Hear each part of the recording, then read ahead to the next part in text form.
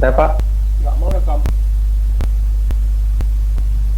Oke, jadi kita mulai. Nah, ini adalah pembelajaran yang ke-15. Assalamualaikum warahmatullahi taala wabarakatuh.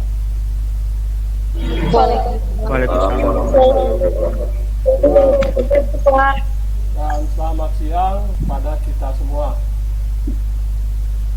Jadi pembelajaran ke-15 ini adalah pembelajaran yang pamungkas. Ya, berarti kalian nanti tahun depan sekitar bulan Januari kalian ujian akhir semester. Ya, tentu dengan ujian akhir semester maka ya berpindahlah semester kalian dari semester 5 menjadi semester 6. Ya, tinggal sedikit lagi. Ini semester berapa? Adin Nur Alamsah. Kenapa Pak? Semester berapa ini?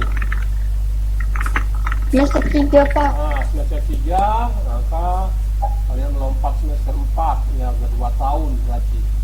Ya. Jadi dalam materi pamungkas ini kita sudah belajar 15 kali. Ya. Jadi yang terakhir ini adalah pembelajaran mengenai pilkada. Nah, pemilihan kepala daerah ataupun pilpres ataupun pildes, pemilihan kepala desa ataupun pileg, pemilihan legislatif.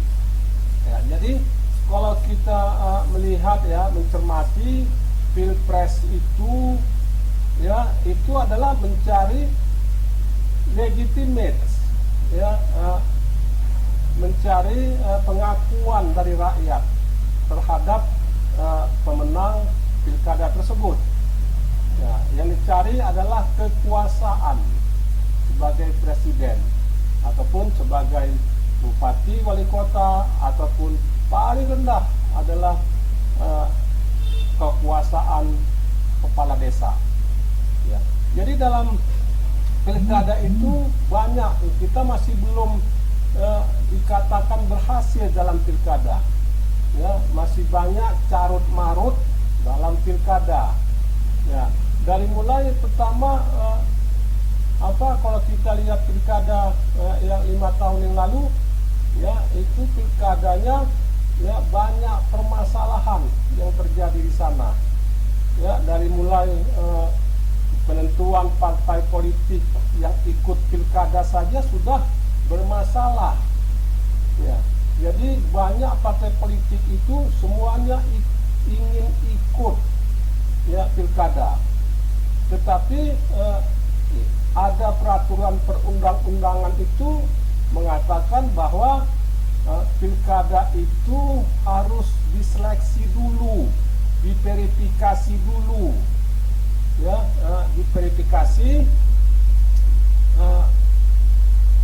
bagaimana partai politik itu bisa ikut pilkada. Jadi tidak ujug-ujug dia punya partai politik dia bisa ikut pilkada.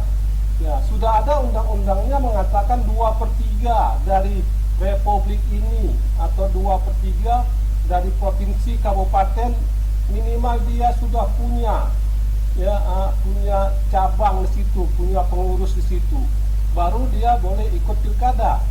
Ya, tetapi kenyataannya ya banyak partai politik itu yang bertumbuhan yang seperti jamur di musim hujan. Semuanya mendirikan partai politik dengan maksud ikut pilkada. Ya, tetapi pemerintah melalui undang-undang itu ya memverifikasi ya partai-partai politik tadi, sehingga tidak semua partai politik itu ya bisa ikut pilkada.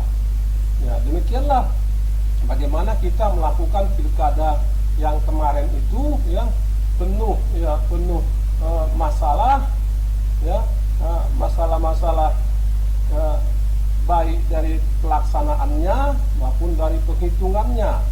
Ya. Jadi dalam pilkada itu memerlukan biaya tidak sedikit. Ya, mungkin separuh dari APBN kita terserap tersedot ke pilkada tersebut. Jadi kalau ada satu pasangan yang tidak senang dan membuat membuat pendapat harus diulang pilkada tersebut, maka itu akan membuat keuangan kita jeblok, karena terlalu besar biaya pilkada ini. Apalagi kalau misalnya ada 4 pasangan, masuk dia dua, kemudian masuk putaran kedua, itu juga menyedot anggaran yang tidak sedikit. Jadi makanya kita ini harus wanti-wanti, jangan kita untuk supaya kita memegang kekuasaan tadi, segala cara yang dapat ditempuh, segala cara dibuat untuk memegang kekuasaan. Tetapi di balik itu nanti, kalau diadakan berulang-ulang kali pilpres itu, maka tingkat kemiskinan kita bertambah, karena akan menyedot dari anggaran-anggaran yang dibebankan oleh pilkada tersebut. Jadi seperti saya katakan di atas tadi, verifikasi. Jadi bagaimana diverifikasi semua, jadi tidak semua partai-partai politik itu yang tumbuh untuk pilkada ataupun pilpres ataupun untuk pemilu itu diverifikasi oleh Bawaslu, pengawasan. Jadi tidak semua yang ikut, diseleksi. Kemudian setelah diseleksi, dapatlah kemarin itu berapa 34 partai, itulah kita pilih mana kita berikan suara kita kepada partai tersebut, agar kita tersebut menjadi legitimasi. Maka pemenangnya adalah PDI kemarin itu. Jadi pemerintah juga membuat parlemen threshold. Threshold itu apa Pak? Threshold itu apabila suatu partai politik kurang dari 2%, maka dia tidak bisa mewakili di MPR.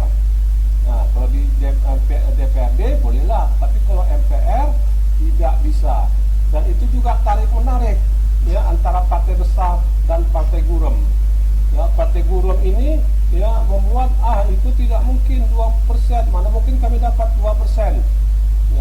Jadi hal-hal seperti ini diatur oleh pemerintah agar di MPR itu jangan juga terlalu banyak partai-partai politik yang ada di situ yang mewakili. Kalau terlalu banyak nanti semua kebijakan, keputusan akan sulit diambil oleh pemerintah. Sedangkan pemerintah tujuannya mengeluarkan kebijakan adalah untuk masyarakat kecil, sehingga kalau terlalu banyak wakil-wakilnya di DPR, maka alot pembahasannya dan bisa-bisa kebijakan pemerintah itu tidak berjalan semestinya. Jadi dalam pilkada itu masih ini kita pilkada 10 kali ini sudah 10 kali, nanti yang 2024 ke-11 lah. Jadi permasalahan 2000 sebelum 2004, 2019 kemarin itu yang pertama data pemilih si carut marut. Ada yang dapat panggilan, ada yang tidak. Data saja kita masih carut marut. Bagaimana kita melakukan pemilih pilkada tersebut, pilpres tersebut? Ada yang sudah meninggal masih dapat panggilan untuk mencoblos atau memilih, ada yang ganda, macam-macam terjadi. Jadi hal-hal ini semakin besar masalah-masalah begini, maka legitimasi itu akan jadi masyarakat Indonesia itu kurang percaya terhadap hasil pilkada tersebut. Di samping distribusi logistiknya lambat, yang daerah-daerah terpencil sana nggak sampai-sampai, orang udah pilkada sebulan dia belum nyampe logistiknya. Macam mana mau seperti itu, kan? Sehingga masalah-masalah inilah yang harus dipecahkan untuk 2024. Di samping itu Anissa masalah anggaran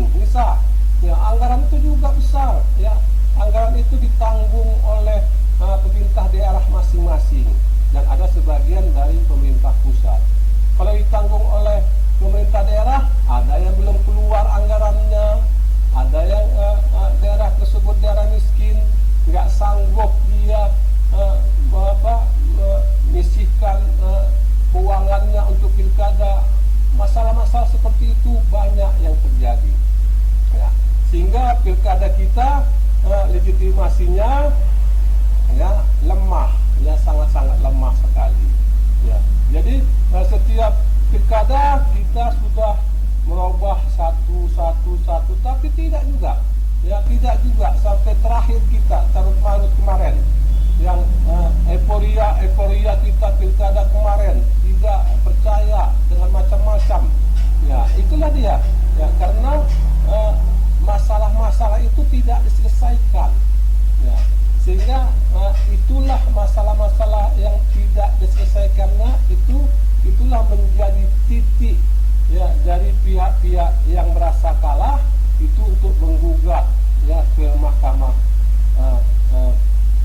kita ya Mahkamah Agung kita ya sehingga legitimasi dari kekuasaan itu ya masih kurang ya masih sangat-sangat kurang ya jadi bagaimana pilkada itu ya seharusnya pesta demokrasi rakyat itu ya menjadi ya pesta tawur-tawuran antar rakyat ya jadi banyak kerugian yang didapat dari pilkada itu ya kalau kita lihat di daerah Cina misalnya itu nggak pala begini ya mereka tegas ya, dengan dengan konsep komunisnya kalau di Amerika juga mereka tegas ya dengan konsep politiknya liberalnya ya sekarang kita yang masih belum menunjukkan demokrasi yang sesungguhnya ya jadi bagaimana kenapa kita Pak dibandingkan negara-negara luar kita demokrasi yang sesungguhnya tidak terjadi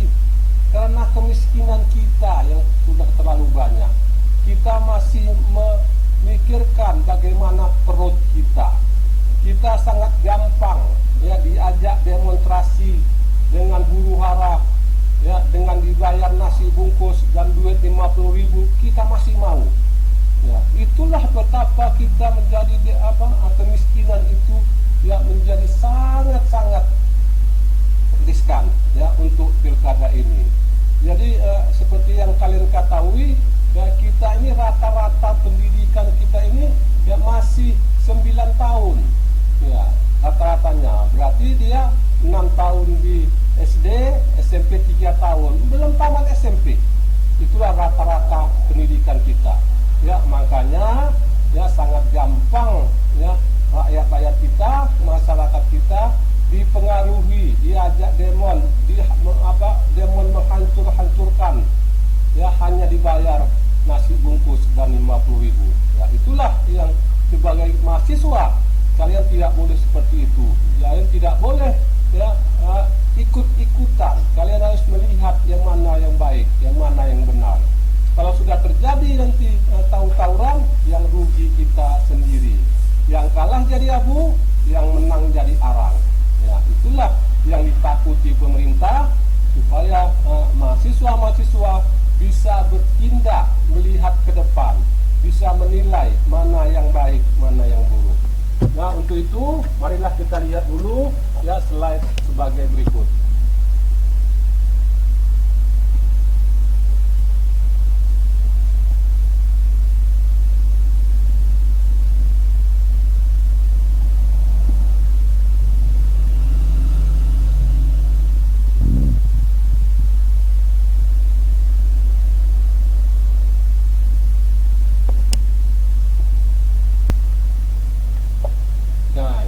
Pilkada serentak ya peluang dan tantangannya ya jadi tahap pertama sebelum pemilu 2014 ya Presiden mengajukan rancangan undang-undang pilkada ya pembahasan 7 klaster isu mayoritas fraksi menolak pilkada oleh DPRD tahap kedua setelah pemilu 2014 DPR menyetujui rancangan undang-undang pilkada oleh DPRD. Presiden mengeluarkan Perpu pilkada langsung. Tahap ketiga setelah pelantikan, DPR menerima Perpu pilkada langsung. Presiden mengundangkan undang-undang pilkada langsung. Ya. Jadi yang dibahas itu sangat singkat. Ya, Perpu nomor 1 2014 itu sangat singkat. Tidak sempat dikritisi oleh para pihak ya. Jadi undang-undang tersebut dibuat terburu-buru, ya. Masalah redaksional itu masih banyak salah-salah, masalah sistematika juga masih rancu, masalah substansif masih tumpang tindih, sehingga direvisilah tahap 1 Undang-Undang 8 2015, ya, revisi tahap ini, ya. Desain idealnya adalah DPRD, DPD dan pemilu presiden dan wakil presiden itu dilakukan secara serentak nasional, serentak daerah, kepala daerah dan DPRD. Ya. Jadi kalau kenapa Pak dilakukan secara serentak? Nah, ini menyangkut anggaran. Kalau dia beda-beda nanti pilkadanya, maka anggarannya juga akan membengkak. Kalau satu dia semua secara nasional, secara serentak, maka anggaran bisa dihemat sekecil mungkin. Ya, itu makanya kita dibuat bagaimana pilkada kita secara serentak. Desain pilkada serentak, ya, biaya meningkat. Ya, gelombang pertama 2015 269 daerah, ya. Gelombang ketiga 2018 171 daerah. Kemudian masih akan dilaksanakan masing-masing satu gelombang lagi sampai menuju pilkada serentak nasional tahun 2027 nanti. Ya. Contoh dana yang digunakan dalam pilkada ini bisa kita lihat, ya, ratusan juta bahkan miliar. Ya, setiap kabupaten kota itu mengeluarkan dana APBD-nya untuk hanya semata-mata, ya, mencari penguasa. Itulah yang dikeluarkan. Kalau dana sebanyak ini dibantu oleh masyarakat miskin, mungkin banyak masyarakat miskin yang tertolong. Ya, mungkin banyak masyarakat miskin yang dapat makan 3 kali sehari. Ya, itulah makanya dihemat-hemat pilkada serentak harus dilaksanakan. Ya. Jadi bagaimana permasalahan pemilu di Indonesia? Ya. Jadi pemilu itu sudah 10 kali, ya. Tahun 55 itu ada 172 peserta, tahun 71 10 partai, tahun 77 82 sampai 97 ada 3 partai, ya, tahun 99 48 partai, 2009 itu ada 38 partai ditambah 6 parpol lokal, kemudian 2014, ya, 12 parpol, 3 parpol lokal yang ada di Aceh. Jadi pemilu, ya, tahun 55 itu PNI menang, ya, Golkar 77 terus, ya, sampai 99 PDI yang menang, kemudian 2004 Golkar yang menang, dan 2009 Demokrat yang menang. Jadi bisa kita lihat bagaimana pilkada itu, ya, permasalahan pilkada di Indonesia itu, ya, sangat potensi, ya, masalahnya teknis, ya, akurasi data pemilih tetap yang seperti saya katakan tadi, masih banyak yang carut marut datanya, ada yang sudah meninggal dikasih undangan pemilu, ada yang satu rumah 4 orang, 4 orang yang harus mengikuti pemilu, cuma 2 yang dapat. Masih banyak masalah-masalah yang ada di dalam pilkada Indonesia ini. Sampai lemahnya kapasitas badan ad hoc, ya. Jadi badan ad hoc itu masih lemah, yang merupakan pengawasan pemilu tadi, yang merupakan suatu badan yang tidak memihak kepada siapapun juga. Ya. Inilah isu-isu strategis dalam pilkada. Sistem informasi penghitungan suaranya, ya, kualitas daftar pemilih, logistik pemilu, ya, sampai dengan dana kampanye. Ya. Jadi kualitas daftar pemilih bisa kita lihat verifikasi faktual di P4 di lapangan, ya, sampai dengan kesimpulan, ya, kualitas demokrasi penyelenggaraan pemilu yang berintegritas, ya, penyelenggara komponen diberi dan berintegritas, pemilih berintegritas, masyarakat sipil yang berintegritas, dukungan pemerintah yang berintegritas, partai politik kandidat yang berintegritas. Jadi itulah, ya, bagaimana pilkada itu, ya, pilkada itu menjadi suatu momok bagi bangsa ini. karena di samping mencari seseorang penguasa, tapi mengeluarkan tidak sedikit anggarannya. Ya, beda dengan zaman dulu. Ya, zaman dulu pilkadanya dipilih oleh DPR, MPR. Ya, di Pilpres tidak ada yang langsung. Ya, dipilih oleh MPR, DPRD, kabupaten kota juga dipilih oleh DPRD. Ya, itu mempunyai kelemahan. Ya, mempunyai kelemahan dan kelebihannya. Kalau dia kelemahannya, ya kita dicap sebagai negara tidak demokratis oleh bangsa-bangsa luar di sana. Ya, tetapi kalau kelebihannya, ya anggaran tidak banyak, anggaran sedikit. Ya, sehingga kita bisa mempergunakan anggaran-anggaran kita untuk ya kepentingan yang lain. Ya, demikian itu anak bapak mengenai pilkada yang ada di Indonesia ini. Silakan yang ingin bertanya. Pak, izin Pak, mau bertanya Pak. Siapa itu? Rizko. Iya Pak, saya Rizko. Iya, silakan Rizko. Setiap pemilu atau pilkada kan Pak, biasanya itu ada kampanye kan Pak. Iya. Pertanyaan saya, apakah boleh tempat pendidikan dijadikan kampanye? Ya, terima kasih. Jadi kita masuk yang lebih spesifik, ini tanyakan Rizko. Ya, teknis yang sangat-sangat spesifik. Ya, jadi dalam aturan-aturan pilkada itu, ya tempat ibadah, kemudian tempat pendidikan, ya kantor-kantor pemerintah itu tidak boleh dijadikan tempat kampanye. Ya, jadi ya masih ada Pak yang dibuat tempat kampanye. Ya, itu nanti Bawaslu yang mengawasinya dan menindak itu. Ya, terima kasih Rizko. Ya, siapa lagi yang lain? Pak, izin bertanya Pak. Iya, Dea, Setia, ntar ya. Pak, yang Ntar dulu Dea. yang di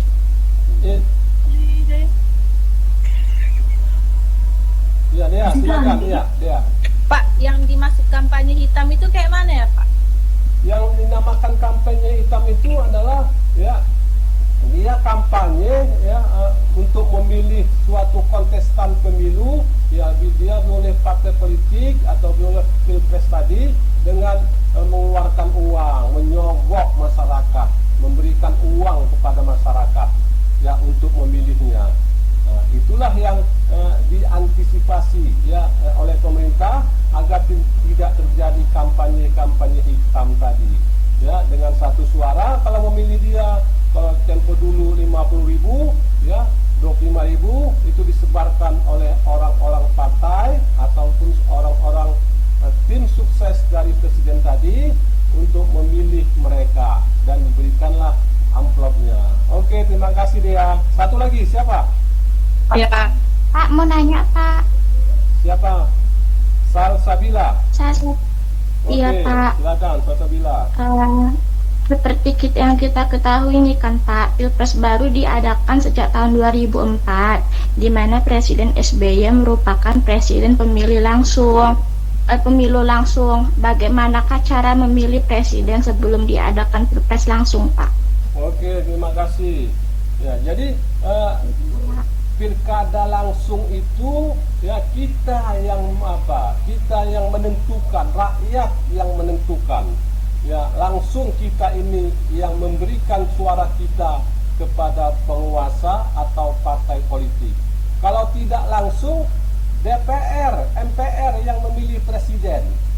Ya, jadi kita sebelumnya itu yang memilih presiden dan wakilnya tadi adalah wakil-wakil kita, ya para wakil kita dari DPR itulah yang memilih mereka.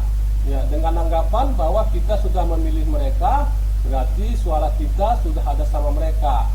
Ya, jadi dialah penyambung lidah kita. Ya, hal tersebut ya dikatakan di banyak protes, luar negeri pun banyak yang protes bahwa kita tidak demokratis. Ya, negara yang tidak demokratis. Ya, jadi kerugiannya ya anak bapak semua, kalau kita sudah dicap negara tidak demokratis oleh luar negeri sana, maka kita akan diboikot. Ya, kita tidak bisa lagi barang-barang kita jual ke daerah-daerah luar negeri sana, ya, sehingga barang-barang produksi kita nomplok juga di sini, ya, sehingga kita tidak menghasilkan devisa, ya. Jadi baik suatu sisi maupun sisi lain sangat merugikan kita kalau kita tidak demokratis. Jadi makanya kita kembali ke pemilihan secara langsung, ya. Kitalah semua yang memberikan legitimasi kepada penguasa tersebut, dan kitalah yang memberikan penguasa tersebut mandat untuk memimpin negeri ini. Oke, terima kasih anak bapak semua. Bapak, terakhir Pak, saya Pak. Terakhir. Saya mau nanya Pak. Ya, terakhir ya. Ya, saya Pak. Oke.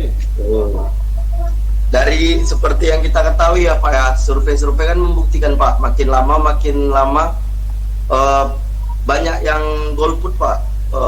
Peserta pemilu banyak yang melakukan golput atau tidak memilih Pak. Bagaimana itu Pak? Apa yang salah itu Pak dari pemilu yang telah dijalankan? Ya. Katanya banyak kecurangan yang membuat golput gitu. Orang nggak percaya lagi gitu loh Pak. Jadi malas tuh memilih. Ya, bagaimana tuh Pak? Ya, terima kasih. Jadi setiap pemilu itu menyisakan suatu masalah. Ya. Jadi kalau dia menyisakan suatu masalah, ya tentu pemilu akan datang pasti orang malas. Ya, itu tidak tidak percaya kita, penuh rekayasa. Ya. Jadi nggak percaya kita kemenangannya. Ya, sehingga banyak yang golput, golongan putih, dia tidak memilih siapapun. Ya, siapapun dia tidak memilih, nggak mau dia datang ke TPS, ataupun kalau datang dia ke TPS, dia coblos semua sehingga suaranya batal. Ya, itulah yang dinamakan golput. Jadi pemerintah itu ya mengantisipasi golput ini dengan membuat suatu kepercayaan, trust kepada masyarakat. Ya, masyarakat itu dihimbau ya agar memberikan suaranya kepada pemilih yang dia inginkan. Dan kalau sedikit sekali masyarakat memilih suatu kontestan pemilu tadi, maka legitimasinya akan berkurang. Semua kebijakan-kebijakan dia itu tidak sampai ke sasaran, sehingga pemerintah harus trust tadi, kepercayaan tadi harus diperbaiki. Ya, bagaimana masyarakat percaya terhadap pilkada tersebut. Oke Raja, terima kasih. Ya, sampai jumpa. Ini adalah pertemuan kita yang terakhir. Ya, yang terakhir. Ya, kalau ada salah-salah, ya, mudah-mudahan kita jumpa nanti ya pada mata kuliah yang lain. Kita akhiri, wabillahi taufiq wal hidayah. Assalamualaikum warahmatullahi taala wabarakatuh. Waalaikumsalam. Minta maaf ya Pak kalau kami bahas Pak.